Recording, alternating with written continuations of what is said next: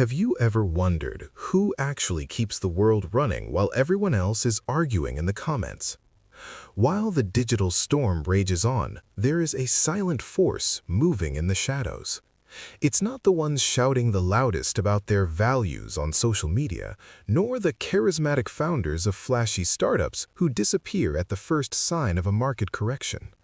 Imagine a person who spent their childhood in the shadow of the Cold War, survived the nuclear paranoia of the 80s, and watched the supposedly unshakable ideals of their parents' generation crumble into dust.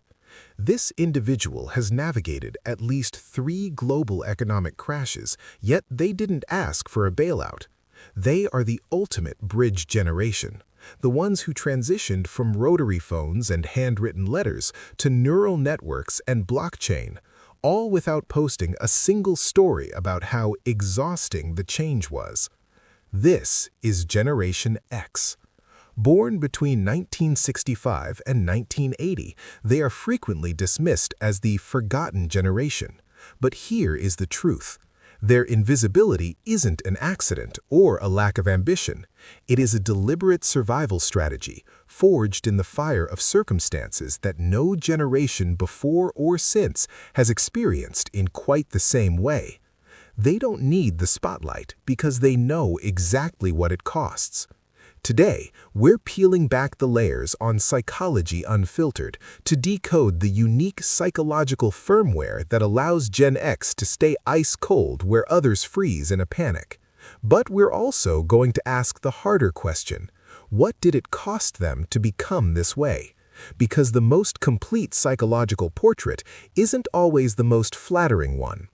We are looking at the architects of the modern world who choose to remain unseen, and we're going to examine both the power and the price of that choice.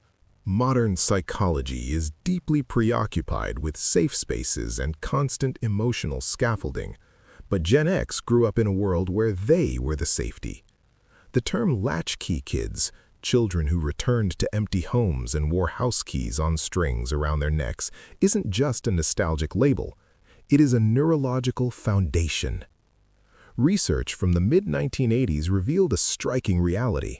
Millions of children across the U.S. were spending the most critical developmental hours of their day in total self-supervised isolation, a phenomenon unprecedented in its scale in modern Western society. In psychology, we talk about external regulators, usually caregivers who help a child modulate stress, calm down, or navigate a problem. Gen X didn't have that luxury on a daily basis. Without a consistent external regulator, their developing brains were forced to build those circuits internally at an accelerated rate. This led to what developmental researchers call autonomous self-regulation. Think about what that really means. When you're an 8-year-old alone in a house with a broken door lock, a sudden power outage, or a kitchen sink that's starting to overflow, there is no call for help button. There is no Siri to ask and no Slack channel to consult. There is only your own breath and your own wits. This forced autonomy created a personality type that doesn't just follow instructions, they become the instruction. They don't look around the room to see who is in charge, they simply look in the mirror. But here is the nuance that most pop psychology profiles leave out. That same neurological wiring comes with a shadow side. Studies on self-reliant children show higher rates of what psychologists call alexithymia, a reduced ability to identify and name one's own emotional states. When you spend years suppressing the need for help, you can lose fluency in the language of vulnerability entirely.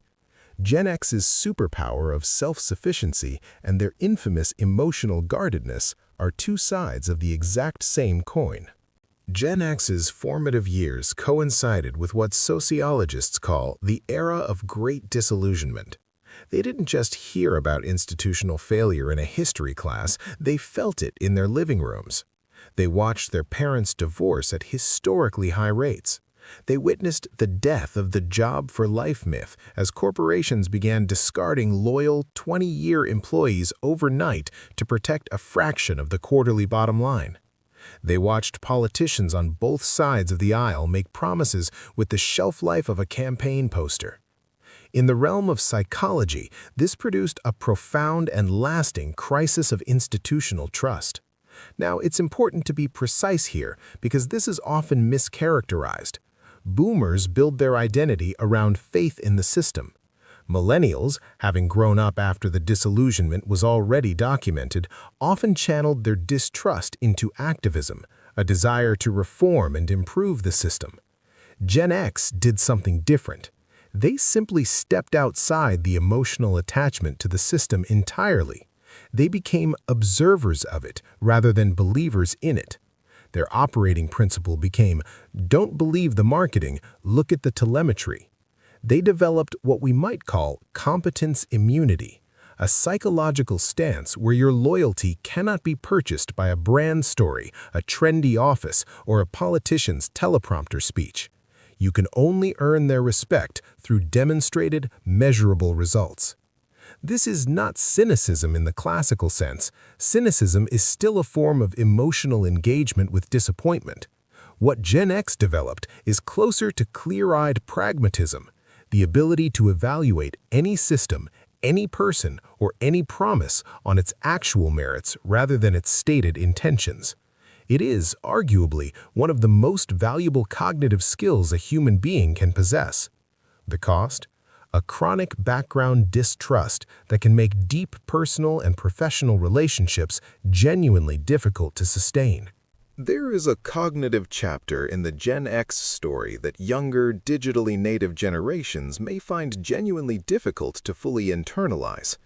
Gen X remembers the physical weight and the earned quality of knowledge, not as nostalgia, as a formative neurological experience. To write a school report or solve a technical problem, they couldn't issue a natural language query to an AI assistant or even a basic search engine. They had to engage in what we might call information archaeology. They went to physical archives. They navigated the Dewey Decimal System. They synthesized fragmented, sometimes contradictory information from multiple heavy volumes across multiple visits to multiple locations. There was no autocomplete. There was no algorithm curating the most relevant results. There was only the raw, unmediated friction between a question and its answer. Cognitive science has a name for why this matters. Researchers Robert and Elizabeth Bjork at UCLA identified what they call desirable difficulty, the principle that the greater the cognitive effort invested in acquiring information, the deeper and more durable its encoding in long-term memory. When retrieval is easy, retention is shallow. When retrieval is hard, when you have to fight for the knowledge, it becomes genuinely, structurally yours. This is why, in practical terms, Gen X professionals don't just know where the relevant link is, they understand the underlying mechanics of how things actually work. And this is not a trivial distinction. Consider a real-world scenario, a supply chain crisis, a power grid failure, a system-wide software outage. In environments where digital infrastructure collapses, the person who understands the fundamental process, not just the software interface that manages it, becomes irreplaceable. This isn't romanticizing the analog past, it's recognizing a genuine cognitive advantage that was built through friction, not in spite of it.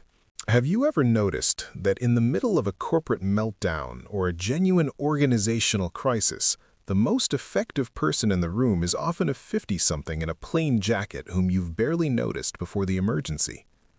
This is what we can call the invisible leader archetype, and it maps almost perfectly onto the psychological profile of Generation X. Research published in the Journal of Adult Development has consistently documented that Generation X scores significantly higher on measures of internal locus of control, the degree to which an individual believes that outcomes are determined by their own actions rather than by external forces, luck, or other people. This isn't a minor statistical difference. It represents a fundamentally different psychological relationship with agency itself. Where other generational cohorts may prioritize belonging, external validation, or identity expression in their professional lives, all entirely legitimate needs, by the way, Gen X prioritizes what we might call emotional sovereignty. The ability to function with full effectiveness regardless of whether the environment is supportive, chaotic, fair, or entirely dysfunctional. They don't wait for a mentor to map the path. They don't wait for permission to lead. If they find themselves in a genuinely toxic environment, they won't spend months publicly processing it. They will either quietly redesign the environment to suit operational reality, or they will leave and build their own structure in silence. They don't need you to know they're in charge. They only need the outcome to reflect it. The shadow here, again, is worth naming. A high internal locus of control, taken to an extreme, can become an inability to delegate, to ask for help, or to recognize when a problem genuinely requires collective effort rather than individual will. The same quality that makes Gen X exceptional leaders under pressure can make them isolated ones. Here is the final and perhaps most important observation. Generation X is the last genuinely bilingual generation. They are the final living translators between the analog past and the hyper-digital present. They are the only cohort who simultaneously understands the weight of a firm handshake and the logic of a Python script, who can read a paper map and architect a cloud infrastructure. This bilingualism is not just cultural, it is cognitive. It means they can communicate with and effectively lead teams across enormous generational and philosophical divides. People who grew up in radically different informational and emotional environments. That skill is increasingly rare, and its value to organizations, families, and institutions is genuinely difficult to overstate. They are the people who walk into a room filled with chaos and say quietly, without drama, "I'll handle it." And the room believes them, not because of their title or their charisma, but because something in their posture communicates that they have already handled worse, alone, before anyone was watching.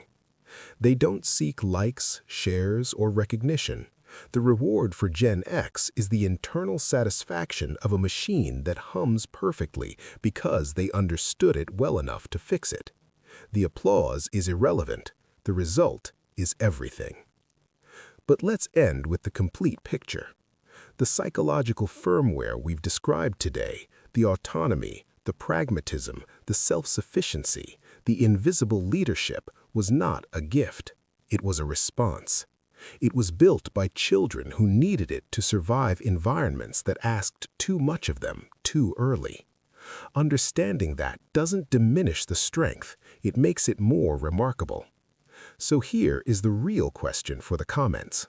If you are Gen X, or if you're someone who raised them, worked alongside them, or was raised by them, what do you see in this portrait that rings true? And what's the part nobody ever talks about? The strength is visible once you know where to look, but what about the cost? This has been Psychology Unfiltered. Subscribe for more honest, unvarnished dives into the human firmware. And remember, the most powerful forces are rarely the loudest ones in the room. We'll see you in the next one.